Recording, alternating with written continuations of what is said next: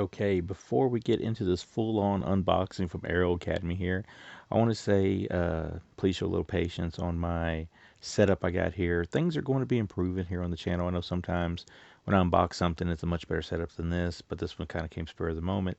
And like I said, we are working on things to make these unboxings a whole lot better in the future. That being said, let's unbox this thing and let's see what all is inside the, I'm going to butcher this, the Shohei Imamura box set. I believe what it is. I believe that's right. Arrow Academy. Let's try it. So when you take everything out of the box, this is what you get right off the bat. You get the Ballad of Narayama, which I did watch the other night, and I'm going to get a little bit more detailed about that in a minute.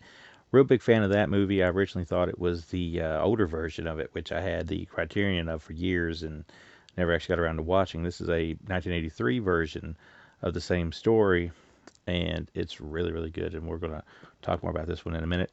Have not got to watch these yet, but you get Zegen, I believe, and you get Black Rain. Now, these are all pretty nifty there. You'll see the contents on the back of this one here.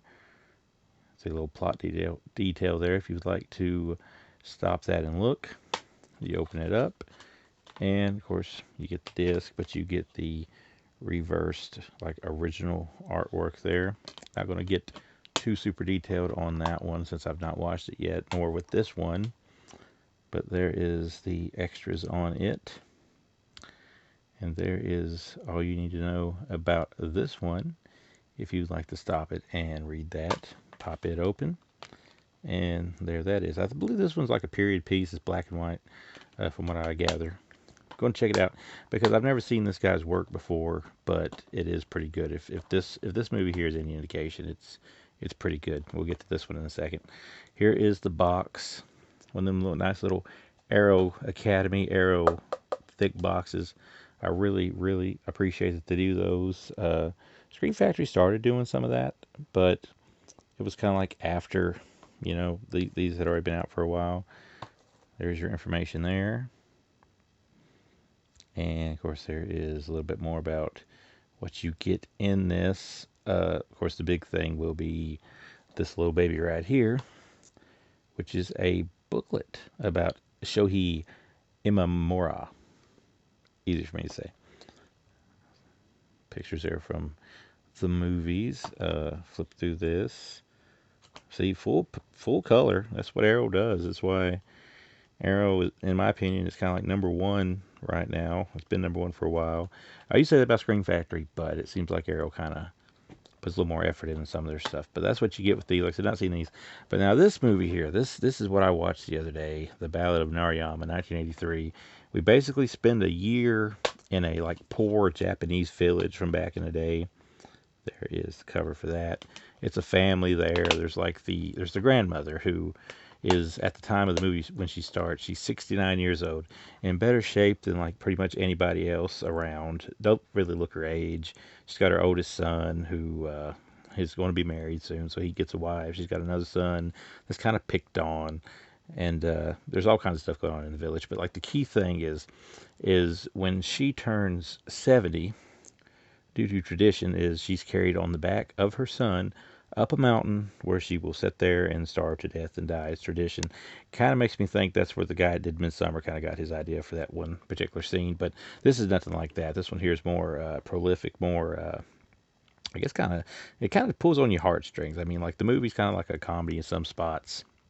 It's really funny. There's several little stories that go on throughout the movie, but you're spending the last year that she's going to be allowed in the village pretty much, and we see from 69 to when she turns 70, and the whole last part of the movie is him carrying her up that mountain. And there's a bunch of little things that happen. I don't want to spoil, but I mean it kind of got me a little bit. I mean, I ain't gonna lie, it tugged a little bit more on my heartstrings than I thought it would. It was way more emotional than I thought it would be for that particular part of the movie. And I guess that just goes to show that if you got good enough story, good enough acting, then, you can get through the subtitles and, really, really connect with the audience. And this one really connected to me. I'd give this one, I don't want to say 5 out of 5, but I do believe it's a 4 out of 5. That's the Ballad of Narayama. I need to go back and get the old Criterion for the old one that I got and give it a try, because I never did get around to watching that, and I ended up like trading it to a friend of mine. But this one here is great, and I don't know if the old one can top it. But if you don't see anything else in this set, that right there is what you need to watch, the Ballad of Narayama. But you also get Zegen, however you pronounce it, and you get Black Rain. Going to get around to watching these very soon. I assume Black Rain is probably going to be pretty good. I feel like I've heard something about that one. Of course, like I said, the book and the box, but this is from Arrow Academy to be exact. It's 3 films by Shohei Imamura that I still can't pronounce. But if you've got these, let me know what you think of them. I'm going to watch these. Have you guys seen these? Do you like these? And what do you think of this? Because this, to me, seems like it could be his masterpiece. So let me know.